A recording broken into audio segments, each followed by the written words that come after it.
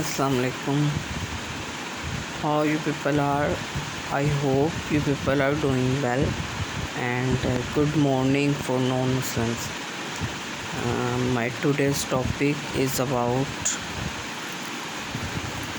Alvarez hypothesis. It's a great hypothesis, and it's related to very important information, very important geological informations. There is mass extinction at Proterozoic era, and what is meant by mass extinction? Lots of organisms became extinct at that time due to ecological problems, due to ecological issues. However, I am discussing here just hypothesis definitions, and where I am going to wrong, then amend me in comment box. It will be honor for me, because there are so many studies that have been going and that have been studying. That's why I'm also very ambiguous in these topics. So this area, where the mass extinction evidences have been given is European countries, and there are almost mashallah, there is great evidence of extinction, and they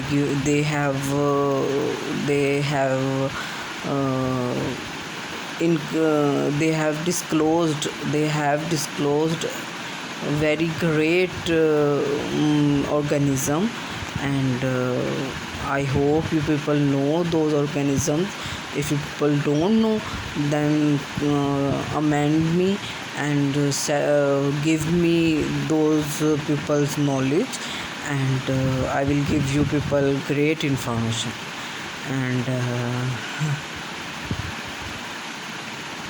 so the hypothesis क्या है, इससे related क्या मतलब हमें चाहिए, क्या नहीं चाहिए, तो इसको देखने के लिए सबसे बेस्ट चीज़ है, सबसे बेस्ट इसकी जो साइंटिफिकली डेफिनेशन है वो देख लेते हैं पहले.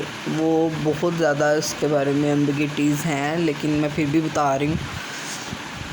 तो यह हाइपोथेसिस ऐसा था जिसमें बताया था कि मास एक्सटिंक्शन हो रही है, और भी बहुत सारी लिविंग थिंग्स हैं जो एक्सटिंक्ट हो गई.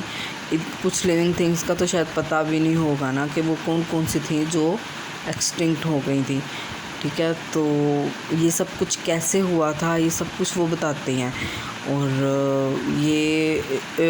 ये ऐसे हुआ था कि एस्टेरॉयड है एक वर्ड, इसको कोमेट भी पढ़ लेते हैं. तो ये दो वर्ड्स हैं, इनको अगर किसी को नहीं पता तो मुझसे पूछ लें, अगर पता है तो फिर मैं इससे रिलेटेड बताऊंगी आप लोगों को.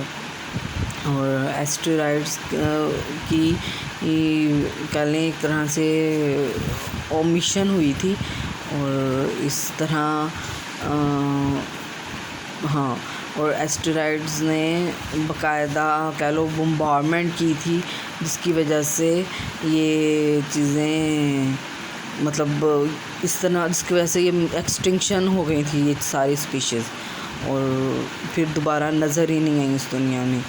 और इसलिए ये मतलब ये सारी डिटेल नॉलेज साइंटिस्ट के ग्रुप ने ही डेफिनेटली बनाई होगी, लेकिन एक साइंटिस्ट का नेम ज़रूर आ गया. आई थिंक सो उसने उस पर पोस्ट डॉक्टरेट कर लिया होगा, कुछ इस तरह का तो ज़रूर होगा, और जिसके बारे में मुझे नहीं पता, तो मैं यही बता सकती हूँ.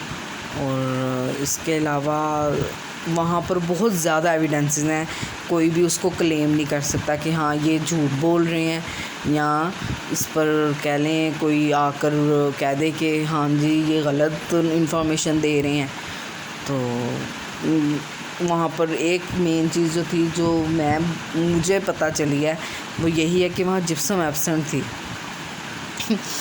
मतलब वहाँ जिप्सम जो थी ना, क्लियरली उसकी एब्सेंस शो हुई थी. और ये वहाँ पे एक एविडेंस है। और as a geologist, as a being a geological student, मैं ये चीज़ आप लोगों से भी पूछना चाहूँगी कि जिप्सम की एब्सेंस का वहाँ क्या ज़रूरी है, मतलब ये रिलेट क्यों की जा रही है वहाँ पे। और बेसिकली ये भी तो एक मिनरल ही है, और मिनरल का तो पता ही नहीं चल सकता हैंड स्पेसिमन से, और जब उसको लैब में लेके जाते हैं तभी पता लगता है। तो मैं यही पूछना चाह रही हूँ कि आखिर ऐसा यही वहाँ एक मेरे जहन में क्यों है एविडेंस। और भी तो कुछ होंगे एविडेंस जो मतलब जिससे रिलेटेड लोगों को क्लियरली पता चला होगा। However there are so many evidences. मैं आपको इस चीज़ पे मुझे तो कन्फर्मेशन होती जाती है और कि भाई इस एविडेंस की वजह से ये चीज़ें ऐसे हैं और इसकी वजह से एक्सटिंक्शन हुई थी। और हाउएवर मैं एक और बात करना चाह रही थी कि अभी रिसेंटली रिपोर्ट्स आई हैं, रिसेंटली इन पर स्टडीज़ हुई हैं। तो वो साइंटिस्ट 41 थे जिन्होंने इस चीज़ को मतलब दोबारा पढ़ा, उन्होंने इन चीज़ों पे सोचा समझा और सोच समझ के वो इस मुकाम पर पहुंच के कि उन्होंने इन सारी मतलब लिटरेचर को ही रिव्यू दोबारा कर लिया। तो इस लिटरेचर को जब दोबारा रिव्यू कर लिया तो फिर तो मतलब बात और ज़्यादा ही डिटेल में नॉलेज मिलनी थी। और ये चीज़ें फिर इसके बारे में एक और फिर थ्योरी आ गई है।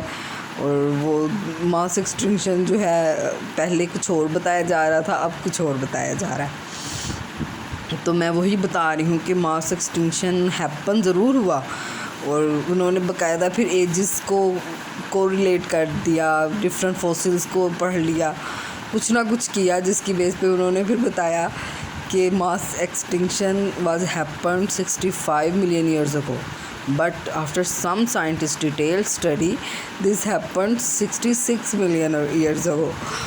तो मतलब मैं यही बताना चाह रही हूँ कि डिटेल नॉलेज से उनको माशाल्लाह से कितनी ज़्यादा नॉलेज मिल गई। और ये हाइपोथेसिस ना होता तो वो लोग पढ़ सकते थे भला?